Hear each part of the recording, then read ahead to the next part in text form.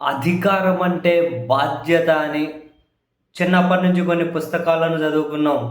పుస్తకాల్లోనే లేండి. మనమేమో లక్షల పుస్తకాలు చదివేం తెలుసుకోలేదు గానీ, మనం చదివినంత పుస్తకాల్లోనే. అధికారం అంటే బాధ్యత అని, బాధ్యతాయుతంగా ఉండాలి అని, అధికారంలో లేని వాళ్ళు ఏమైనా మాట్లాడతారేమో, అధికారంలో ఉన్న తర్వాత మనం చాలా ఆదర్శవంతంగా ఉండాలి అని, ఓ గొప్ప గొప్ప మాటలు మనం విన్నాం, చదువుకున్నాం ఇవన్నీ కూడా. కానీ ప్రస్తుత పరిస్థితిని చూస్తూ ఉంటే అధికారంలో ఉన్నవాళ్ళు ఎంత చిల్లరగా మాట్లాడితే, అధికారంలో ఉన్నవాళ్ళు ఎంత చిల్లరగా ప్రవర్తిస్తే అంత ఎక్కువ చప్పట్లు కొట్టే చిల్లర మనుషులు పెరిగిపోతున్నారేమో నాకైతే తెలియదు. కానీ కొందరి మాట తీరు, వాళ్ళు మాట్లాడే మాటలు, వాళ్ళ పదాలు పావలాగా వనికిరానోళ్ళు, రవ్వంత జ్ఞానం లేనోళ్ళు, ఆలోచనలతో పోటీ పడలేని వాళ్ళు, ఒక విధానం అంటూ లేని వాళ్ళు, గాలి ఎటు తిరిగితే అటు తిరిగే వాళ్ళు, నోటికి ఏది వస్తే అది మాట్లాడేవాళ్ళు, బాబోయ్ ఎంత చిల్లర మనుషులందరూ పాలకులుగా చలామణి అవుతూ ఉంటారు.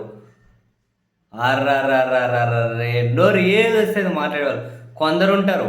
వాళ్ళ వాళ్ళ ప్రజా జీవితంలోనూ వాళ్ళు ఒకరికి ఆదర్శంగా ఉండలేరు.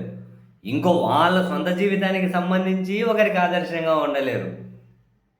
ఏ ఏ విధంగానూ ఆదర్శంగా ఉండలేరు. అట్లాంటోళ్ళు నీతులు చెబుతూ ఉంటారు, అట్లాంటోళ్ళు మాటలు మాట్లాడుతూ ఉంటారు, అట్లాంటోడు సమాజం మధ్యలో ఉండి, పబ్లిక్ మధ్యలో ఉండి నోటికి ఏదొస్తే అది మాట్లాడి, అది చూసిన పిల్లలు ఏం నేర్చుకోవాలి, అది చూసిన సమాజం ఏం నేర్చుకోవాలి.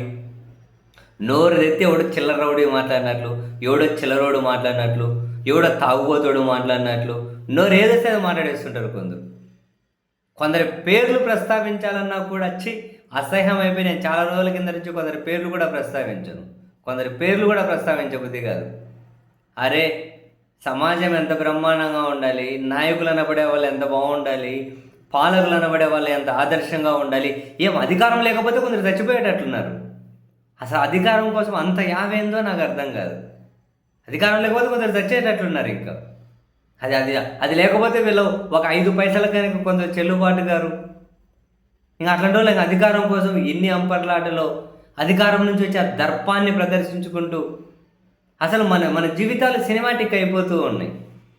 ఎంత అసహ్యం వేస్తుంది అంటే ఫస్ట్ బాధ, ఆవేదన, ఆగ్రహం ఇవన్నీ దానికి అసహ్యం వెగుటు పుడుతుంది. కొందరు మాటలు వింటూ ఉంటే, వాళ్ళు మాట్లాడుతూ ఉంటే, కొందరు చిల్లర గుంపు చప్పట్లు కొడుతూ ఉంటే, ఎట్లాంటి మనుషుల మధ్య, ఎట్లాంటోడు అధికారంలో ఉంటే అట్లాంటి వాళ్ళ మధ్య, ఎట్లాంటి వాళ్ళు అధికారంలో ఉంటే అట్లాంటి వాళ్ళ మధ్య ఉండాల్సి వచ్చిందిరా బాబోయే పరిస్థితి. ఇంత నీచమైన మనస్తత్వాలు పెట్టుకొని ఒక్క 5 పైసలకు పనికిరారు సబ్జెక్టు పరంగా. రవ్వంత జ్ఞానం ఉండదు. అటువంటి వాళ్ళు పాలకులేంది తప్ప, అటువంటి వాళ్ళు పాలకులేంది, అటువంటి వాళ్ళు పాలక పక్షాలలో కీలకమైంది, అటువంటి వాళ్ళు మాట్లాడుతూ ఉంటే చప్పట్లు కొట్టడమేంది. బ్యా బ్యా బ్యా బ్యా ఎంత అసలు నిజంగా అసహ్యం అనేది కూడా కొందరిని చూసి నేను ఇంత నీచత్వంగా ఉంటానా. అసహ్యం అనే పదాన్ని, అసహ్యం అనేది ఏదైతే ఉంటుందో అది కొందరితో పోటీ పడలేకపోయి ఆ సముద్రంలో దుంకుతుందో.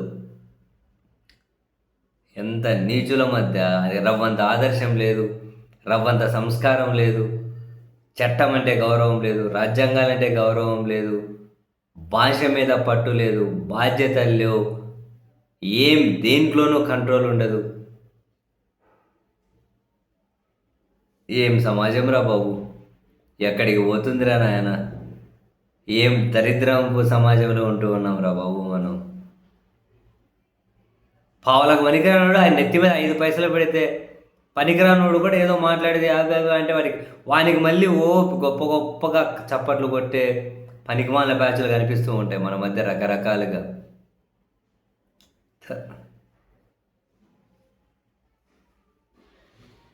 రా బాబు.